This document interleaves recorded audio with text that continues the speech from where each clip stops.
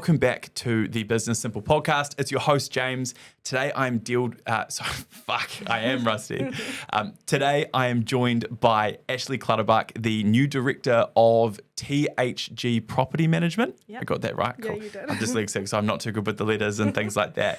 Ash is someone that I've followed for a long time. I've known personally, and then I've seen kind of your journey through property management, and obviously was probably excited, as a lot of other people were, to see you step into a more serious role and take an ownership piece of your next stage, which is obviously really exciting. I'm sure you've got a lot of stuff happening in real time, and I remember kind of the early days of Digital Simple and how hectic that all was. So thanks for taking the time and coming in and sitting down. Yeah, no worries. Thanks for having me. No worries. Hey, so where we typically start is, I've had the privilege of being able to watch what you've done over the last little bit. There's undoubtedly going to be listeners that are listening to this that don't know anything about you at all.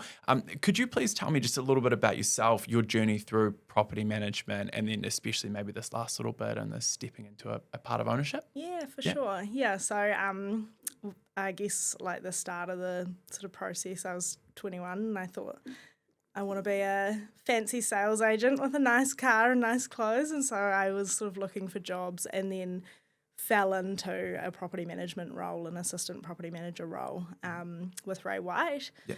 And then I stayed there for 10 years and just sort of worked on, I managed quite a large portfolio. So I had the largest portfolio in New Zealand for Ray White for 5.5 years, and then moved into the business development role after that. I'm ADHD, so I'm a bit like nuts. I've always got something else I'm wanting to do, and I guess I'm a bit like a puppy. Like there's always something else to do, and I just wanted a new challenge. So Sure. Did that. I love property management, like I do. I just fizz off it. Like every day is so different. All the people that you deal with are really different. And so I didn't want to move out of property management. I quickly realised once I started that was where I wanted to be, not in sales. Yeah, right. But yeah, so that's sort of how I ended up in property management, and then going into the directorship into business with Medi Keegan.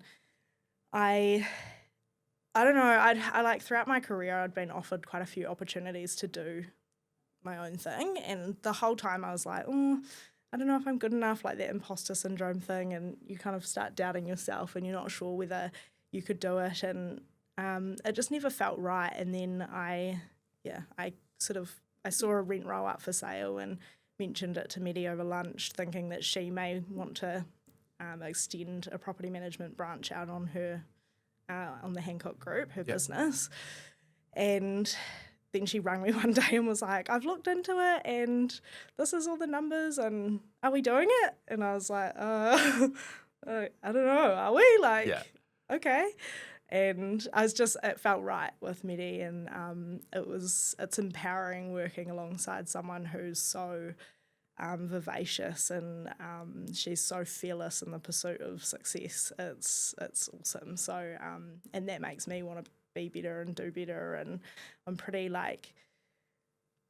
I'm passionate. I'm very passionate about things, and so I guess having someone to share that with has been really cool. So yeah. Yeah. So you just to jump back a couple of steps. So you were a property manager, and then you went into business development after that.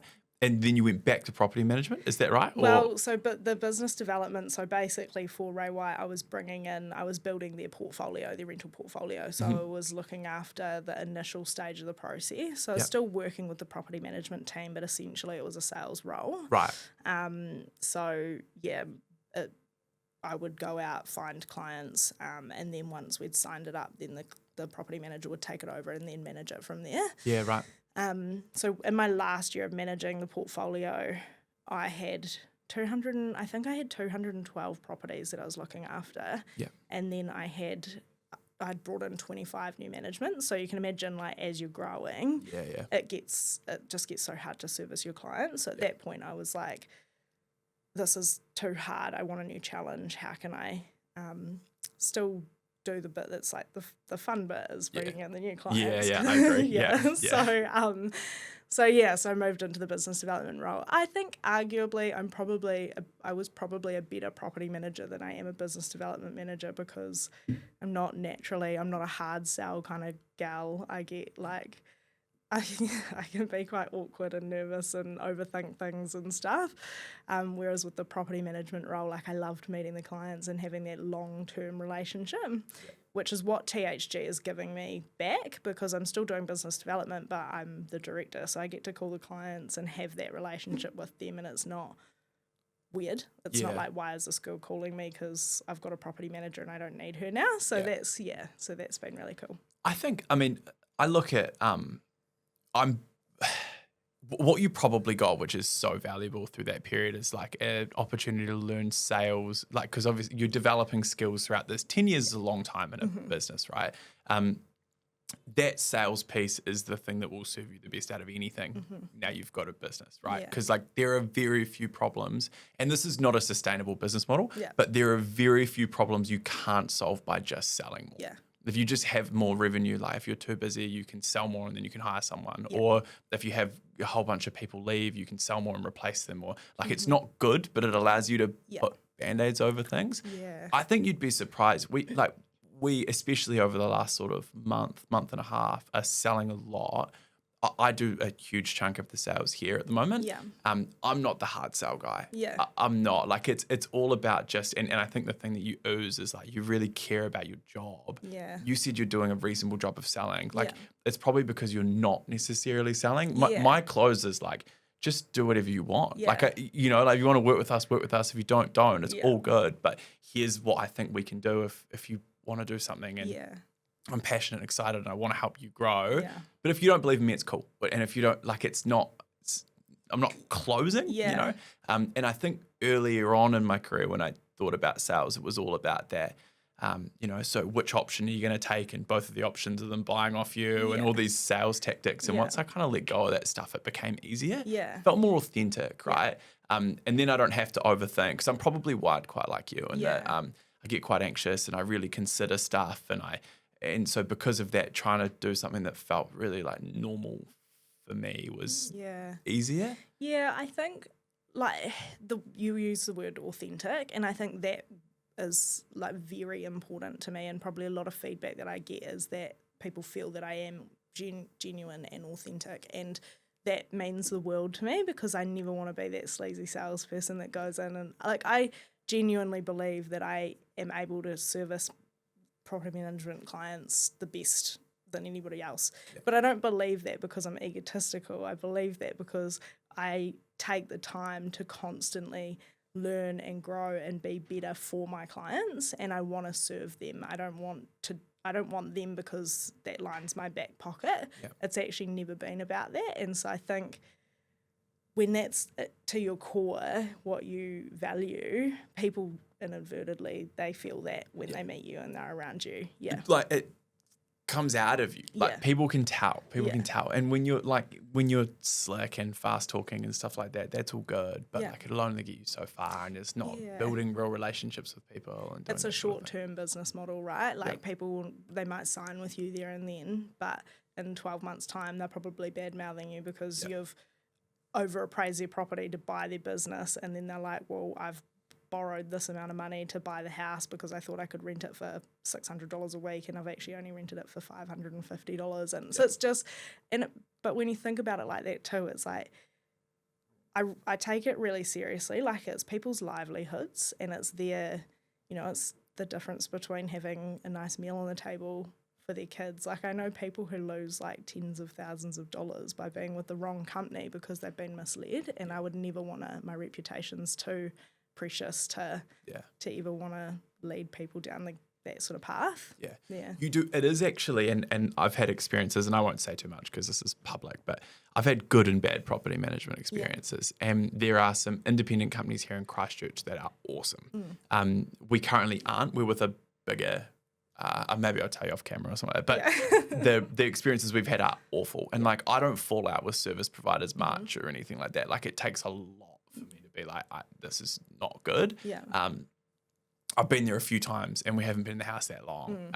They wound up bringing like my fiance flowers and shit. Like they've done some really stupid stuff. Yeah. And I think about that from our landlord's perspective. Like we're a landlord, we have investment properties. I think about my landlord, which is in the same position as I am with other staff. We've got a property manager up north. I can't even remember what the company is. Jen sorted it, but they're epic. Yeah. Like so good. Yeah. And they get us. Like they encouraged us to pick these tenants because they're like a nice young family and they get what we sort of care about. And our landlord wound up coming around for our last property inspection, and we were like, we've been talking about this and this and this and this, and these are all the problems we've got with the house, and this is this, and we're like, have you heard any of that? And she was just like, no. So she has no idea about any of the maintenance work that's been left, about any of that sort of stuff. And so now she's got to go get all these tradies to come through, do all the stuff, spend all this money. It's going to cost more. Because it was ignored for so long. And there's stuff like, it is like you're dealing with often people's largest asset. There's nothing that can hurt them financially more than property, really. And if things go wrong, they can go really wrong. Yeah, and I think like it's also like from a tenant's point of view, and this has always been something that I value highly, is like it's their home, it's the tenant's home, and like you've got you're a young family, you've got a 10-month-old. 10-month-old, you don't want to be living in a house that's got maintenance issues that make your life is already probably quite difficult with a young baby. You're probably not sleeping. Like the last thing you need is to be hounding someone who's making a decent, like you pay your property manager a lot of money, so why would you not? I don't know, it irks me like when I hear stuff like that, because it's about making sure that the tenants are happy and the landlord's well looked after. So it's people's homes, it's their safe place. And you also think, like, I remember looking back a couple of years, I was sniffing around this rental property, and I think I'd even signed up for it or something like that, and I had a move-in date coming up just before we went into COVID lockdown, so it got announced for like midnight the next day. And my property manager called me and was like, do you want me to just get you the keys today and you can just like pay half rent through the lockdown or whatever? And I was like, that's a great idea. And so I moved in a week earlier, but that probably made my landlord $3,000 or $4,000 just in that period, because or else I would have moved in after COVID lockdown. Like, what am I supposed to do? Right? And so then that's like, there is an ability to have a real impact, which is quite cool. Just by being a little bit more human and a little bit more engaged with what you do. I mean, property management's hard too, because it's not like often, I would say 90% of landlords are like topping up their mortgages or just breaking even. Like there's this at the moment, for sure. For sure. Like there's this common misconception that landlords are like greedy and they've got all this money, and if they can buy a second house then they're like rolling in it. But you know, like you think about the generations before us, they were taught to buy a house because they didn't have KiwiSaver, so that is literally their retirement that they're sitting on. And now, yes, maybe it is a little bit easier and we are a bit more fortunate to be able to purchase second and third and fourth properties, but it doesn't mean it's easy. And so, it's like, why should landlords be punished for wanting to have financial freedom? And if you're able to give them that by working smarter, then that's awesome. You know, that's the difference between them going on a family holiday or all of that sort of stuff. I mean, we topped our place up north up probably $400 a week last year. So that's like 20 grand. And I don't know that many people that could just do that. You know, and it's not like, I think the house was $650K or something. Like it wasn't an expensive house.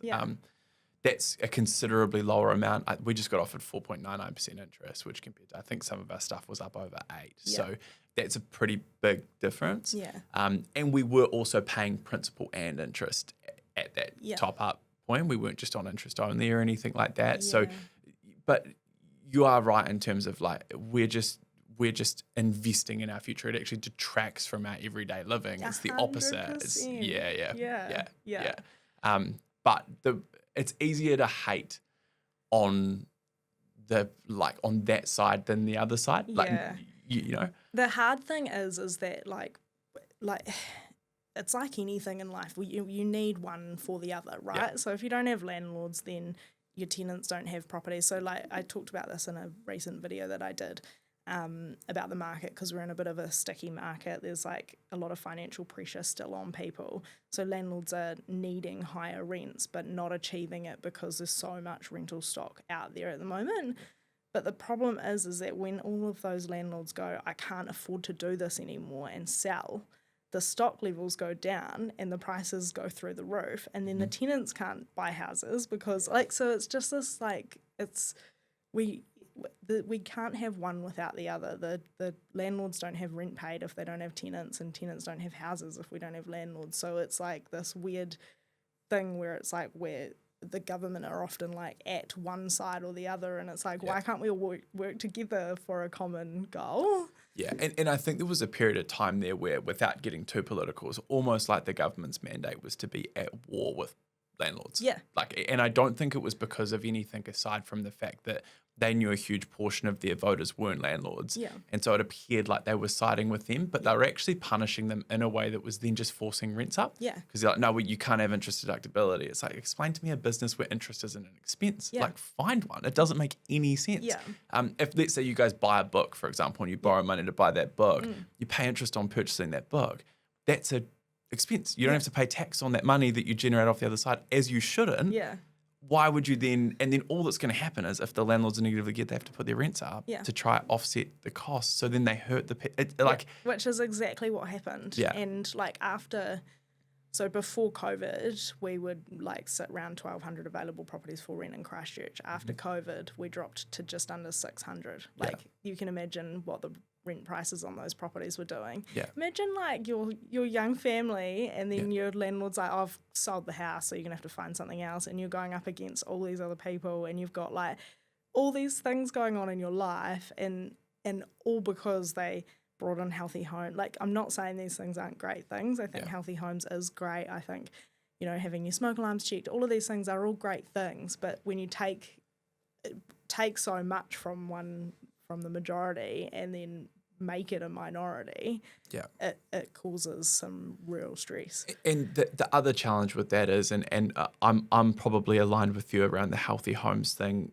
in terms of it being a good thing, but you just have this challenge when the government's too involved in some of this stuff. And you go like, if there's houses on the market that are shit, and there's houses that are good, the tenants are going to want the good ones. Yeah. And then the good tenants will wind up in the good houses and the market will sort itself, Yes. you know? Yeah. And if someone's not putting maintenance into their properties and there's an oversupply of potential rental properties, they're then going to have to turn around and decide whether they do that or not. If you walk in and it's cold, I mean, I remember like our first flat was like I slept in an office for starters. Like there was an internal window into my bedroom with no, and like it was just all good. Like I was 18 and sure, you don't want families in there and stuff like that, but they also wouldn't rent that house. They gravitate to nicer stuff because they have more cash to spend on the nicer stuff and they have, and I do agree, and this is where me and some of my friends sit on different side of the fences. I do agree that having a minimum standard is important. Yeah. It's the same with like consenting for a build, right? Yeah. You could argue that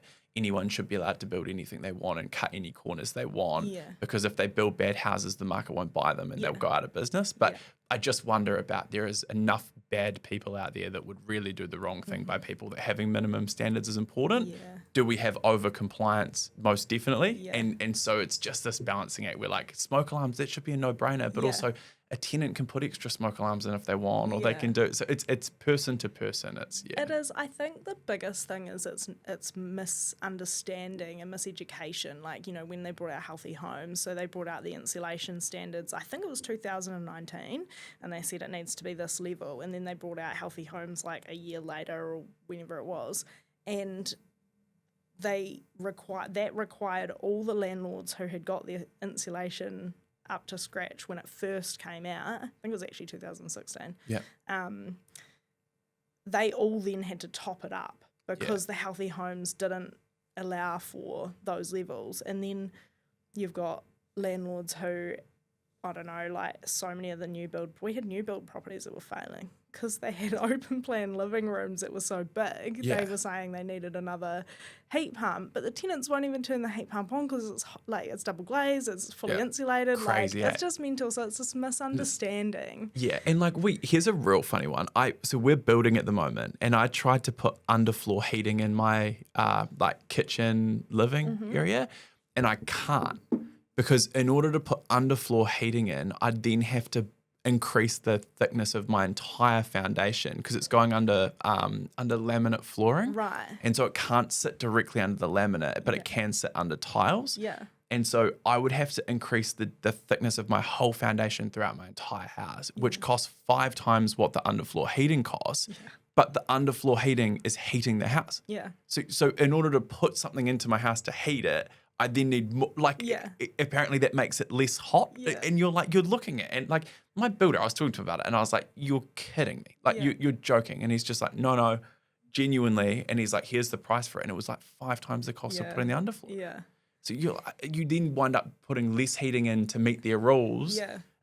But it just doesn't make sense. But the building code and healthy homes don't match either. Yeah. So that's the other thing. Like we had a landlord who had, I don't know if you've seen like all the new windows. A lot of people have like the new windows that are like long instead of, and they're quite like they don't actually open very far. Yep. So we had a landlord who had like weird security thoughts and he put those in throughout the whole house. The house failed healthy homes because there wasn't 5% of each bedroom or each room that had like openable windows because of the way the windows, but he passed building code. So he was like, how can I pass building code? This is a brand new home, but not pass healthy homes. And like, then as a company, you're like, well, how do we explain this? It's like you become the issue because you're the one that's being like, well, sorry, you've just built a brand new home that doesn't meet the rules. Yeah, I'm like, I can't take that on. Yeah. So yeah, it is crazy. Yeah. So something you said before that interested me, you mentioned, so obviously you did 10 years at Ray White, which is a really long time. You mentioned you'd had a few offers to go out and do things along the way. And I'd imagine based on like your presence online and growing this or managing this portfolio and stuff like that, there would be a lot of people who'd look at that and go, I want this person to be a part of what they've got going on. What's driven you as an employee of a business to do stuff that is beyond what I think would be typically expected? In terms of like you post well online, you do work that's beyond normal, you seek new challenges, that sort of thing, and you did that for a long time. I don't think it would matter what I did. I'd always be like doing more than what's expected of me, and I think it's because my brain is so active. I'm constantly thinking about what next, how can I be better, how can we grow as a business, how can we grow our clients' portfolios, how can we help. I love helping people, I love feeling needed, so I guess like I don't really know, I just sort of I won International Property Manager. So I won New Start Property Manager of the Year, Manager of the Year, and then International Property Manager of the Year. And I started realizing like I was actually kind of good at what I did. Yeah. That's probably a pretty good indication. Yeah, I was like, okay. I'm like the only New Zealander to have ever won that that award, and I was like, okay, like what I found really interesting after I won the international award, everybody wanted to know you and wanted to pick your brains. And so I started getting these calls from business owners, and they were always asking me about my numbers. They were never asking me about like how do you service your clients better than anybody else. Yeah, right. And I was like, I sat there one day, I was on the plane home from one of the conferences, and I had a LinkedIn message from a business owner, and he was like, how do you keep on top of your tenants' arrears, and how do you keep on top of this, and rah. And it was never actually like, how do you connect with your clients better than anybody else? Because I wasn't the best property manager in Australasia. Yeah. I was just really good at communicating with people. Mm-hmm. I'm just really open and honest, and like I cost Tony McPherson, my old boss, I cost him a lot of money when I started out because I made a lot of mistakes, but I only ever made the mistake once. Mm-hmm. And I think when you start learning those things, it gives you confidence, and you want to help people. And so I started the videos online was I just wanted to educate people. Yeah. So whenever I do one of those videos, I always try and do it from a how can I educate someone rather than how can I sell our business. Mm-hmm. So I seem to get really good feedback off, and then once you start getting feedback off it, you start Okay, because I hate doing positive them. feedback loop. Yeah, but everyone. Like I still yeah. hate doing them. I'm Yeah, like, oh yeah. my gosh, I have to like make sure.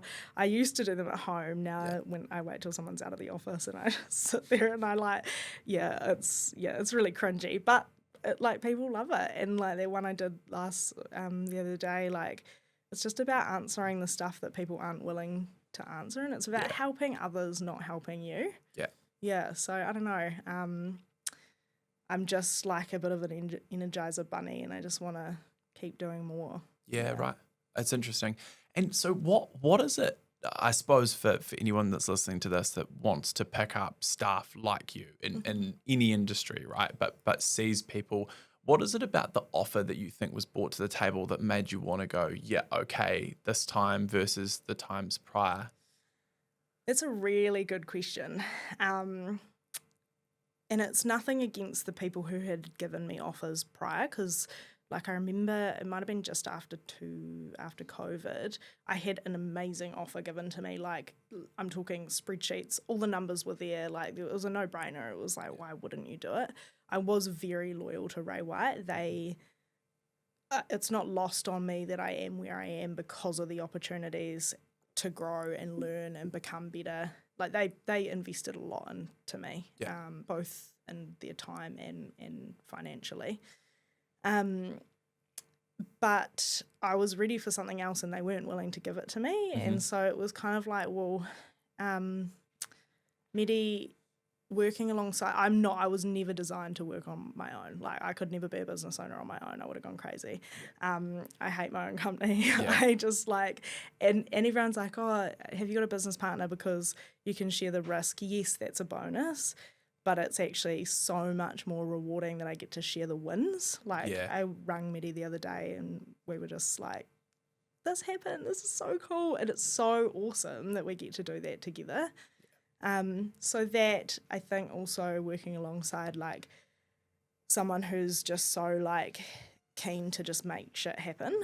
I got kind of sick of feeling like I couldn't do stuff because I was bound by the corporate model or bound by their business rather than what I sort of thought would be beneficial. And then the other really big thing was my mum passed away 2.5 years ago, and that I like, in all honesty, I don't know if I would have done it if she didn't die, which is like crazy to think about. But you do have to kind of think about how it changes you. And for a long time, I wouldn't have been ready like a year ago.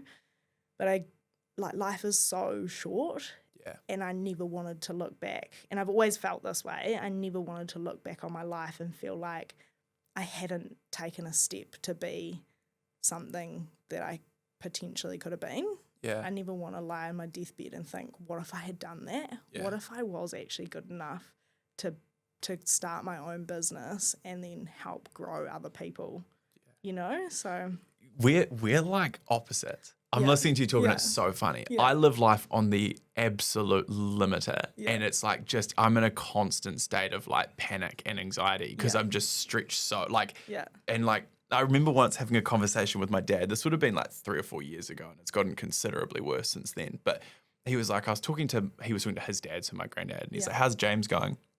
And the way he described me was he won't die wondering. Yeah. That was the way that he because it's like and also opposite because I'm my favorite person is my favorite company is my own company. Yeah, like I'm introverted and like really seriously risk adverse and unable to like stay in the same place. And, you know, but I think that there's something probably in that regardless, which is really interesting, which is that negative thing leading to something positive. Yeah.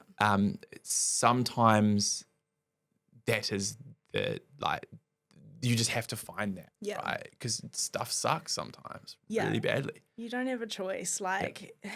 It was single-handedly the worst thing that's ever happened to me and probably will happen to me. Well, I hope that's the worst thing that will ever happen to me.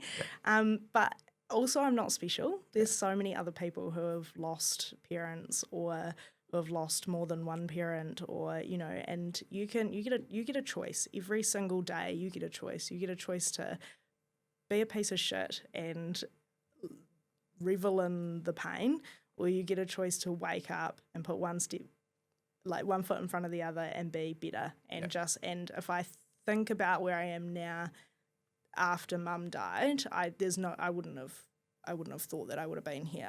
I didn't think that there was a light at the end of the tunnel, but now it's like I made choices every day. Like I would go to appraisals and I'd be like in my car sobbing on the way there, and then I'd like put some makeup on, fluff my hair up, give myself a zhuzh up, and then I'd go in and like and sometimes I would ask myself like, am I being fake? Am I a fraud? But I wasn't. I just had to do what I had to do to get through, and that was who I was. What hurt the sad person at home grieving my mum was not who I was, but it would have been like really easy for me to make that my whole being.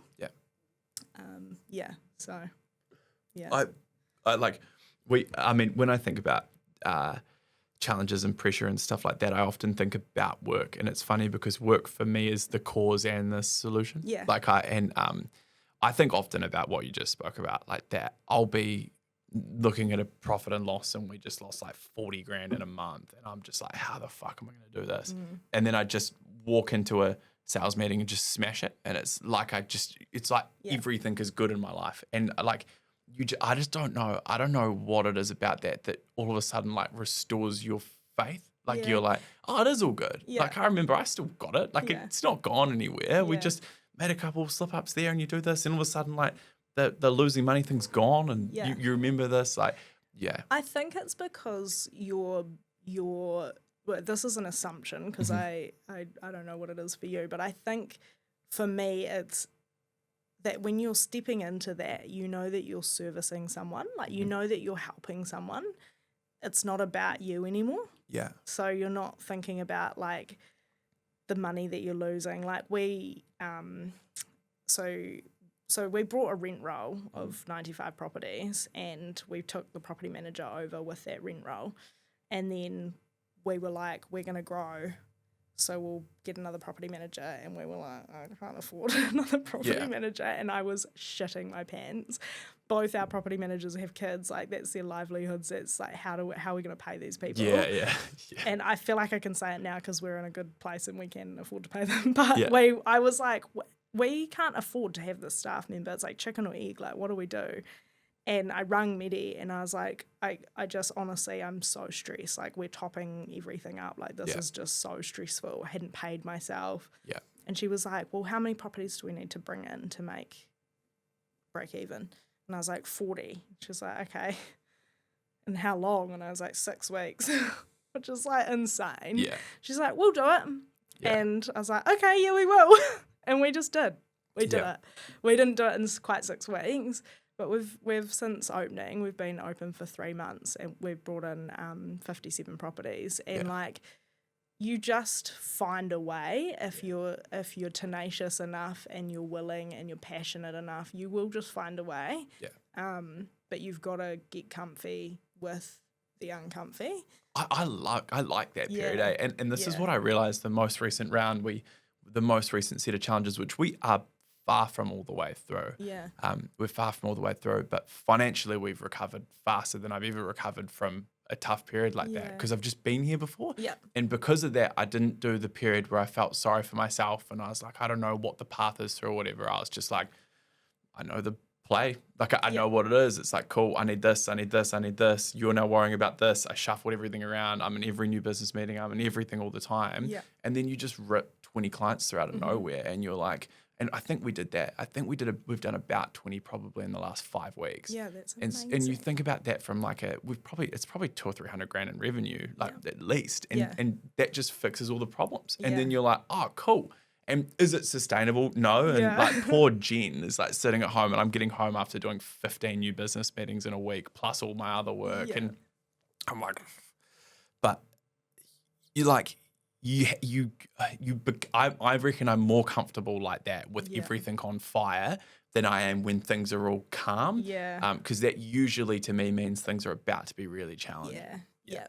I think also that's when like the good things come from the bad things. Like there's usually like more growth when you're willing to step into those scary things, like starting a business, or you know, like I was talking to some friends about it the other day. Like I've got a couple of mates who like live quite boring lives. Yeah. And like that's kind of horrible to say, but they just don't really have anything. Like they just go to work, Yeah. they do their job, they leave, they come home, they eat dinner, they like I Watch don't even know if they Netflix. like their partners. Like, you know, Yeah, they just yeah. I'm like, are you actually happy? Like what's going is this life? Like what the heck? But sometimes I get jealous of that because Yeah. I'm like, I can't do that. Yeah. I need more constantly. You wait. If you're jealous of it now, like, Yeah. oh my God. Yeah. If you like, Yeah. yeah, there are times where like I've just been like, I just wish, because like I have enough of a proven track record now. I could probably go get a really nice salary job Yeah. somewhere. Like I'd just lose my mind. Yeah. Yeah. Yeah. Yeah. It can, like, and I wouldn't be bold enough to say that I'm completely never again in my existence employable, but like I'm not employable right now. Yeah. And like honestly, like then you have a family, like that changes things big time too. Because you go like, I actually previously in periods where I've been where things have been a bit tougher, I've just worked 16 hours a day for 4 months and just not thought about it. Like I just don't care. Yeah. I'm like, there's no concept of that sounds difficult to me in any way, shape or form. I'll just wake up, work, go to sleep and repeat for as long as I need to. Yeah. I can't do that now because I'm like, I actually want to make bath time because it's like, the best part of my day. Yeah. So then you're like, oh God, there's like more pressure and more hats to wear, more plates to spin. But as long as I've been really big on it. It's real corny and cliche, but that pressure is a privilege kind of mentality. I love that saying. Yeah. And I've been that's been just like over and over and over again in my head over the last little bit. And since I've reframed that, I was going good at sales before, but since I've reframed that, it's gotten even better. Yeah. Just because I like every chance you get to go and sit with someone adds extra work to your plate because you've got to now go do all this. But like that's a privilege. It's a privilege to be able to pitch for this work and to be able to do these things and having this huge, we've got 20 people, having this huge payroll to meet every 2 weeks is stressful, but it's also a privilege. It's, and it's given me some incredible opportunities and been able to, it's just cool as well. So you've got to remind yourself of that because it can seem really hard. Yeah. It can feel really overwhelming and it will only continue to do that for you for the entire time that you do this. Yeah. I am a little bit jealous about the business partner thing. Yeah. I've got because I've done all of this stubbornly on my own. Yeah. Not that I haven't had a lot of support from people, but I've from a shareholder's perspective, it's just me. Yeah. And I've got business partners now in other ventures, like Your Marketer and Agentary, and that's really cool. Like it's really cool just to have that person you're in it with, and everyone's pulling weight. I went and saw the Agentary guys. They've done 60 listings this week. That's insane. What? And they've gone from being a team of just 2 individual people that joined together to 5 in this year. The last 2 months or whatever it's been, 3 months. So that, like smashing it. When I go and sit with them and talk about that and then come back into an environment where it's a little bit hard at work, I can kind of bring that energy with me. I think it's cool too. It's like that saying, I always get this wrong. Is it like you are the 5 people you spend the most time with or something like that? Like one of the things I'm loving about being around like Medi and being in like a different sort of circle is that like I'm learning more and I'm growing more as a person and you bring different energy to those things by being around people who are doing shit. I just love being around people who are doing shit. Like it's invigorating. It's exciting. It's cool. Yeah. Yeah. Especially if it's people who are actually doing stuff, not just talking about doing stuff. Yeah. And if they're honest about what's going on too. Yeah. Like that's the 2 things I kind of use as my testing point is the if someone's open, if someone's talking to you about the bad times as well as the good times, there's a pretty good chance they're the real deal. Yeah. Whereas if they look like everything they do works, there's a chance that maybe it's not quite as good as they're making it out to be. Yeah. But, I think you see that a lot in our industry, like in real estate, because it is so like perception is facade. Yeah. But I think that's why not to be egotistical, but I think that's why I've done so well in my career because I'm quite happy to address the shit stuff. Yeah. I'm quite happy to put my hand up and say, I wasn't the best property manager or I did this that didn't, work out or I cost this much money because I made a mistake. I think people find that refreshing. Yeah. Yeah. So I think when you lean into who you are and you're authentic, then What's the hardest bit been about starting out? How long have you been at THG for? 3 months. Yeah. Yeah. The hardest part is the financial stress. Like I left a secure job that had a path to potentially ownership and things like that. To not get paid for like 2 months, I was like, and I like to eat and drink and like, have a good time. So I had to change my lifestyle. I think that was really hard, but again, leaning on Medi, and she's like, "Oh, good. Like this is all we got to do to to fix that problem. There's always a solution, right? So you've just got to find that solution." And I've got such great support around me as well. But the financial stress, and then also having staff is really hard. Yeah. I've kind of had to switch into my staff are my clients now. Yeah. Kind of mode. It's good mentality. Yeah, that makes sense. Yeah, I want to look after them, and I think they're not hard because they're hard to deal with. No, it's just as hard. Yeah, it's hard because I'm like, oh my gosh, like also I have no filter, and I'm like, oh, did I say something that was like untoward, or like I might talk about my dead mum or something that's like real brash, and they might be like, what the hell is wrong with this chick? Yeah. So and I think also like we have in our head that we have to be like the boss. I don't want to be a boss. I want to be a leader. I want to be someone that my staff can come to and feel comfortable talking to and feel appreciated and valued. And so, there's like pressure on making sure that I'm like the best version of myself every single time I walk into the office. I'm like, my goal in life, like if someone asked me like, what do you want from your life? I want to leave a legacy that makes that lasts forever, where people talk about like, she made me feel good when I was around her. That's what I want. I don't want people to come into the office and like, oh, Ash is grumpy today. Yeah. Ash hasn't had any sleep, or do you know what I mean? Yeah. So I think, what's that saying? Like, people will remember how you make them feel, not what you say or what you do. And I think that you can apply that in so many areas of your life. Yeah. Yeah, cool. That's interesting. I definitely am, and I'm probably, maybe I'm worse or better at it with the baby, but I'm definitely guilty at times of being like a little bit, and I'm really conscious of it. Yeah. A little bit, you run a couple of months where you have high churn, there's low sales, you're losing money, you aren't sleeping because your baby's teething or whatever. You come in, you're like, I probably need to, I'll go home and be like, fuck, my team deserve a bit better than that from me. Yeah. But you're conscious of it, and I think that's the difference. I think if you've got a good enough relationship with your team too, they'll tell you to sort your shit out pretty quickly. Mine tend to just get really worried about me. Like that's sort of the opposite. They sort of know like, oh God, he's probably not going to be grumpy about nothing. Like shit must, here's a funny story for you. Like, because I was at home this morning, because things just get real hairy when like your baby's sick and stuff like that. So I was trying to help Jen out with some stuff, and we're talking about some things, and neither of us had slept super well or anything like that. And I was running late.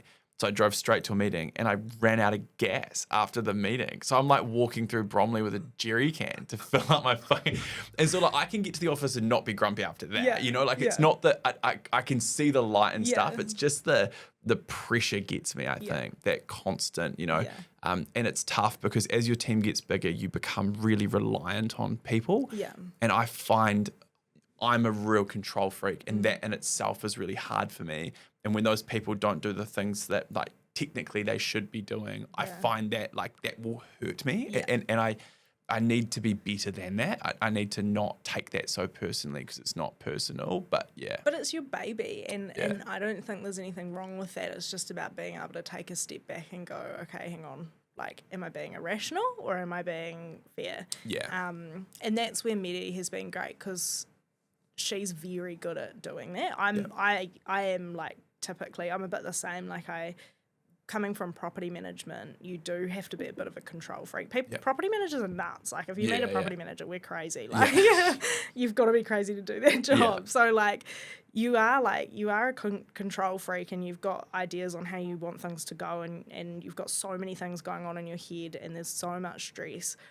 And then it's your name. If you've got an assistant property manager underneath you, for me, when I was in the business development role, like I was selling the business, and then when I'm bringing the business in, what I'm selling has to happen. Yeah. Because I'm not going to be a liar. Yeah. I don't want to be made out to be a liar. So I would come in and like, I'm like, oh, I told the owner they would get a call within 24 hours. How come that didn't happen?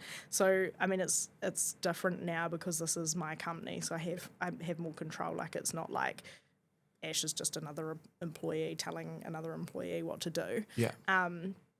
And I'm sure like the staff could understand where I was coming from previously when that stuff would happen. But I take my reputation so seriously. Yeah. So when you take the mickey, that affects me. Yeah. I think as long as you're like the first to celebrate someone doing something well, you can have those standards too. They just need to come together. And it's hard when you see people who are one way inclined or the other. They're first to celebrate, but they never pull people up on shit. They tend to wind up with the whole people under them who just pull the purse and just don't do what they're supposed to do, and they get disrespected almost. And then the flip side is you wind up just being resented. And like we've picked up some good staff because of other people who run agencies being that person, where like they've got no problem coming in and calling one of their staff a liar or yelling at them in the office or whatever, but they'll never turn around and be like, you're doing a really good job and my business really appreciates you. Yeah. And so like you need to be the person that, I don't think there's an example where like yelling or whatever is appropriate, the same way as like overly praising people is not necessary, but you need to be like, I appreciate you every now and again. Yeah, definitely. There's a fine balance, and no one's perfect, you know? Yeah. I said that to the girls when they started. I was like, I don't care if you make mistakes. Like, you can always come to me if you make a mistake. Just own it. I'll get annoyed if you don't own it. Yeah. So it's like things like that. I think having open lines of communication so that people don't feel scared to own up to their, shortfalls, because we all have them. Like, none of us are perfect. If you think you're perfect, you're probably like a problem. You're crazy. Yeah. It's hard though, because I reckon as you go through different skill levels, this is something that blows my mind. It's like you unlock an ability to see stuff. So like I was a good boss at this point. Then I like jumped up a step, and then I realized how inadequate a lot of the stuff I did was. Yeah. And I'm like, oh God, I can't believe that was acceptable. And then you kind of work on that and you polish it up, and then you go up another step and you realize all the things you were missing again. Yeah. But I think as long as you treat it like an infinite game where you're just constantly trying to improve, that's okay. Yeah. Having shortcomings is fine as long as you're like working on them and trying to get better. Yeah. It's a problem if your head's in the sand and you're going, no, I'm perfect. There's nothing I'm doing wrong. Absolutely. When I got the international award, I said to the head of property management, Zach, for Ray White, I said to him, I was like, how the heck did I do that? What the hell? And he was like, it was between you and an Australian girl. And in Australia, they manage massive portfolios because they have like heaps of apartments and stuff like that. And it's sort of like a no-brainer that it would go to someone like that. Yeah. And I said, what was it that was better about my submission? And he said, you go to every single training session. You are constantly upskilling because you don't think you're the best. Yeah. And right. so I think that's education is so, it's invaluable if you can constantly be educating yourself to be better. Especially in property management, because it's ever changing. It's every day is different. There's always something coming up, that new legislation or new rules and stuff. So you just have to constantly educate yourself, both personally and professionally. Yeah, nice. Are you is that education that you've got now, is that pivoting more towards business-based stuff, or are you still sitting pretty property management orientated? It's kind of a bit of like everything. Like the education that I do now would be like through podcasts and books and things like that. So, and a lot of that is business focused. I've always been really business focused. Like I'm really curious about it. I have in the past done like business coaching and things like that. Actually, when I was at Ray White. But heaps of personal development as well. Like, I think I love being like when I say I'm crazy, like I love the dark place. Like Yeah. I do walk at Armour, and like I'm quite happy to go out and do, like I'll sit on the rower for 2 hours and the girls are like, what the heck is wrong with you? But I like love getting into that dark place in my head. I'm like, how do I like, this is where the good shit happens, you know? So I think that's where you actually really learn about yourself. So I think that kind of stuff is always, I love sports development. I've learned heaps through like lots of sports books, like Michael Phelps's book, things like that. You can always pick something up from anything.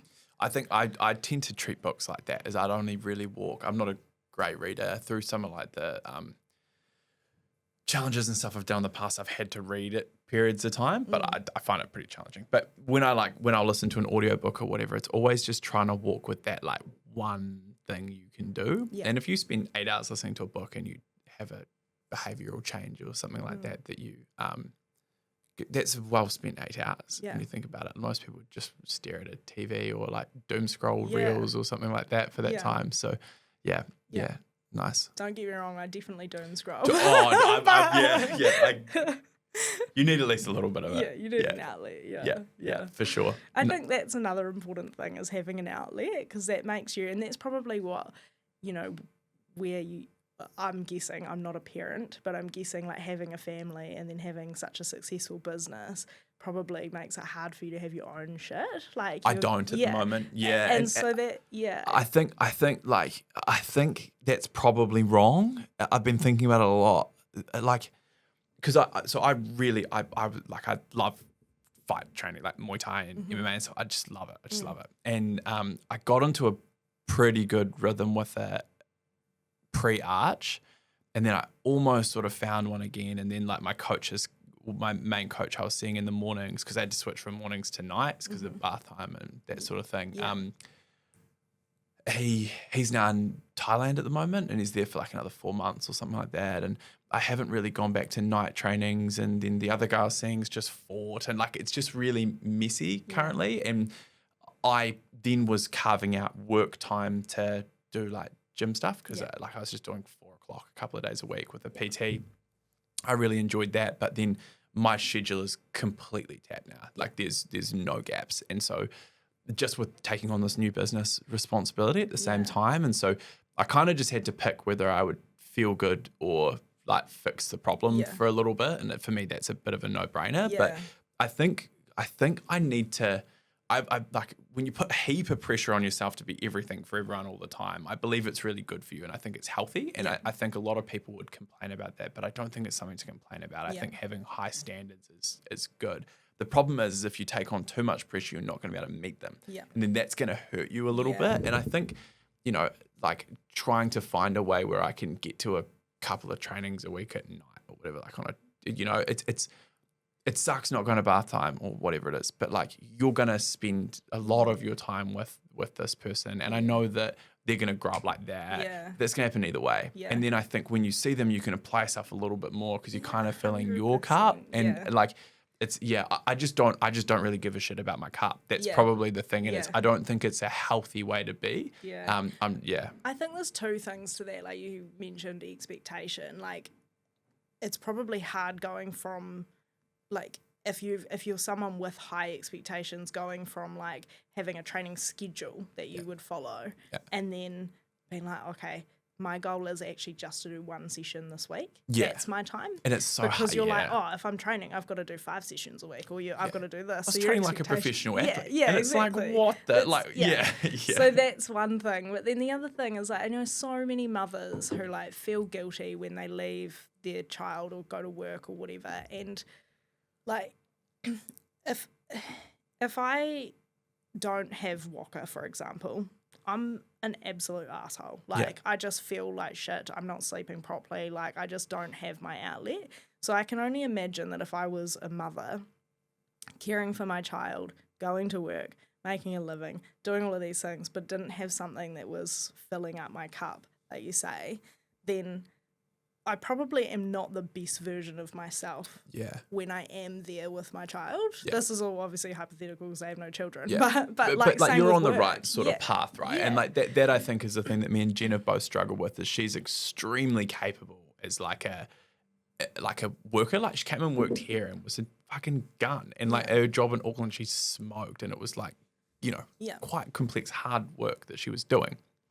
And so, and it's not that she doesn't get that from being a mum. She's the best mum, but it's like, it's different. It's different. And she's extroverted and I'm introverted. So I kind of look at what she does. I'm like, man, like being at home all day just with Arch would be fucking sick. Like, I'm like, that sounds wicked. But then I do a couple of days in a row with him or something like over a weekend. And I'm like, oh, this is actually pretty brutal. Like he doesn't talk. He doesn't, like he just cries because you won't push around on his bike enough or whatever it is. And and so I was like, that is so demanding, but so different for her.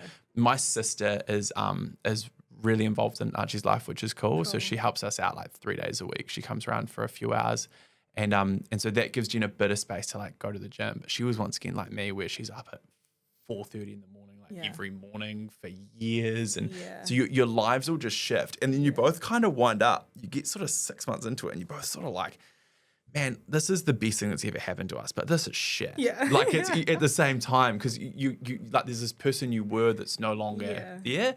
So it's trying to figure out, I think, almost what that new best version is. And it's like, I'm probably not going to do a fight like I was planning to, and I'm probably not going to have that stuff. But I get given a whole bunch of other things that are really cool that I wasn't going to get to do that. And then figuring out what a happy balance is. It's just so hard for me to get my head around going from training twice a day, every day, to twice a week. Yeah. And it's just managing your expectations though, right? And it's no different to what you would do with a client. Like that's all you're doing is managing expectations, but it's so hard to do that with yourself because your expectations on yourself. I don't think you get to the level that you're at, Jones, without having high expectations on yourself, which like you said, it is such a gift because you can do so much and you will live a really full life because of it. But it is draining. It's demanding. I mean, that's how I feel. I feel like my brain is just constantly thinking about like, okay, what can I do? It's like I never get a break, and so that's draining.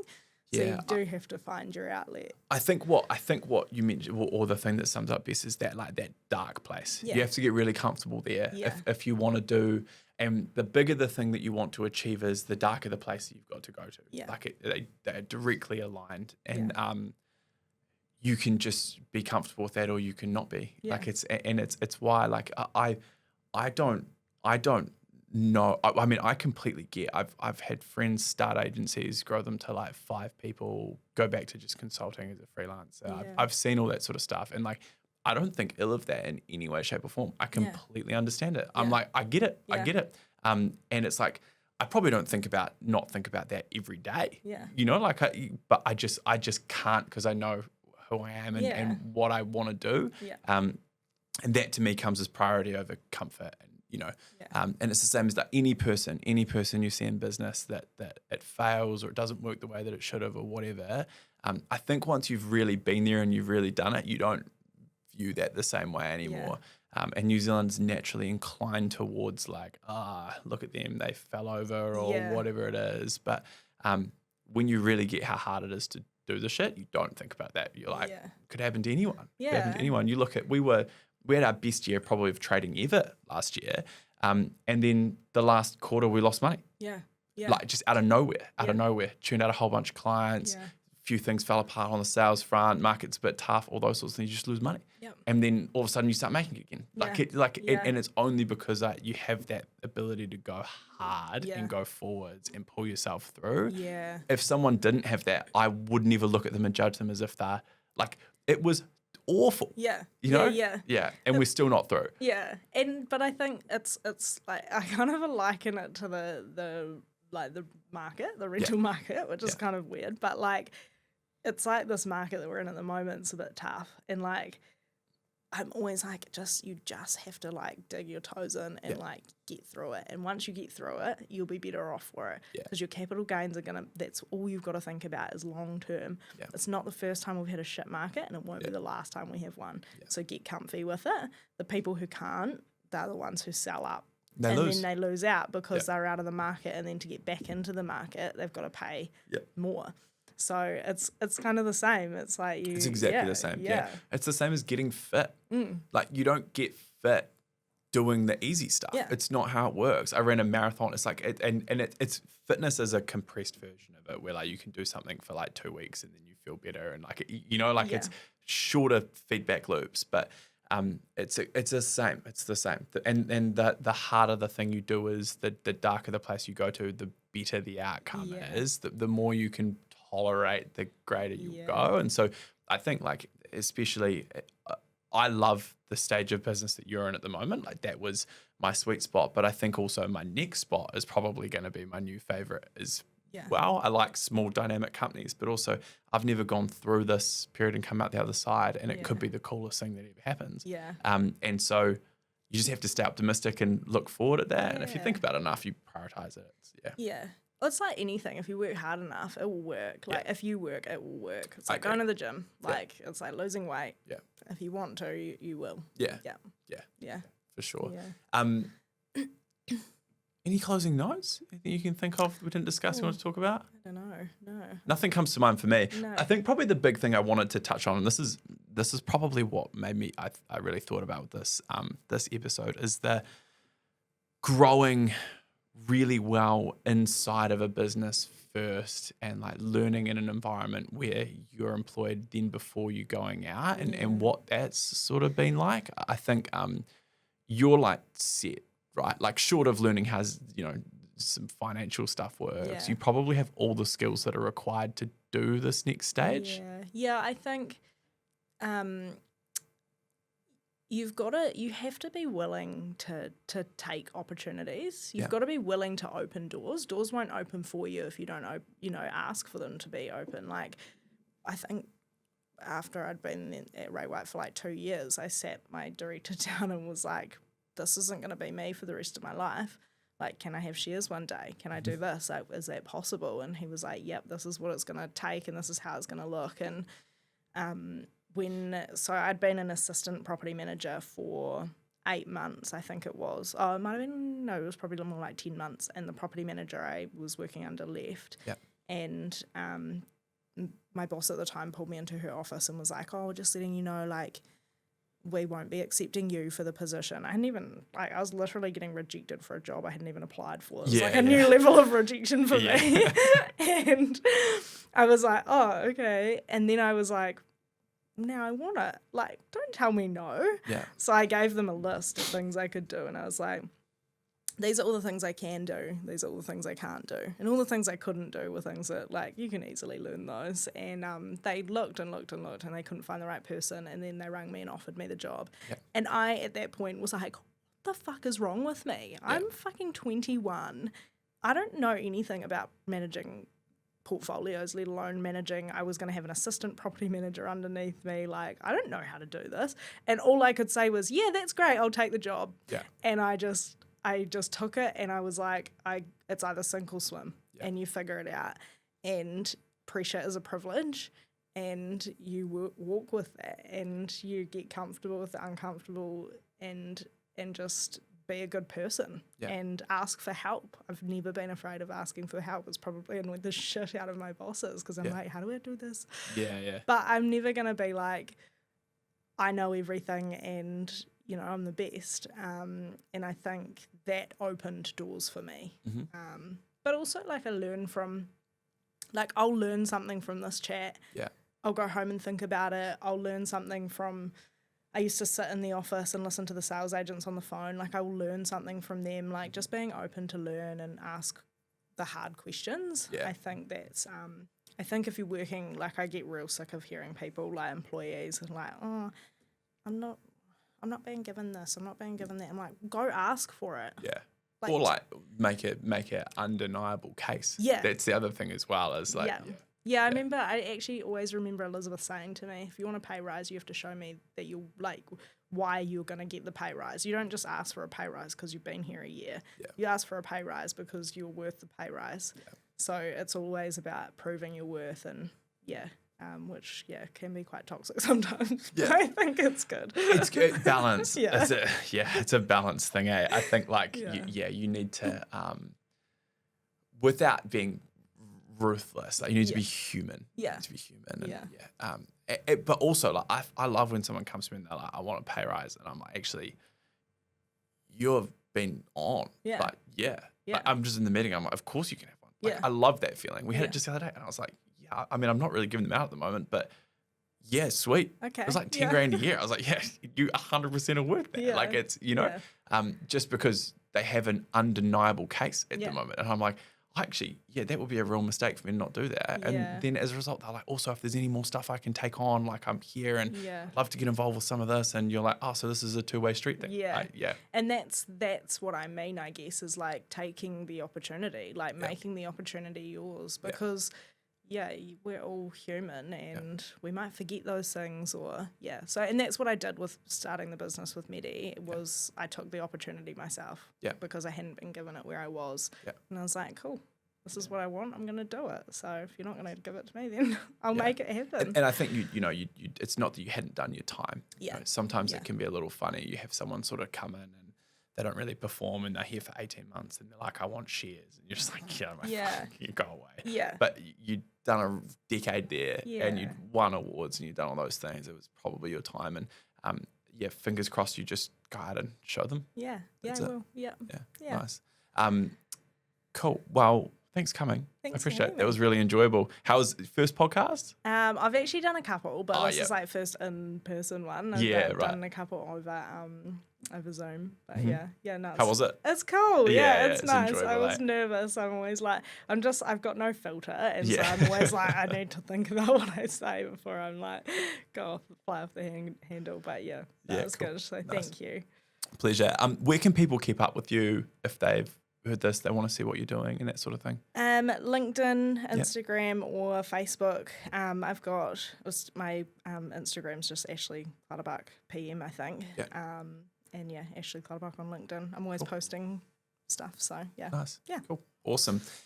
If you've listened this far, thank you very much for listening. I really enjoyed that. Make sure you check us out across social media. Follow us on Spotify. You can also watch this on YouTube, and I will see you in the next one. Thanks again, Ashleigh. Thank you.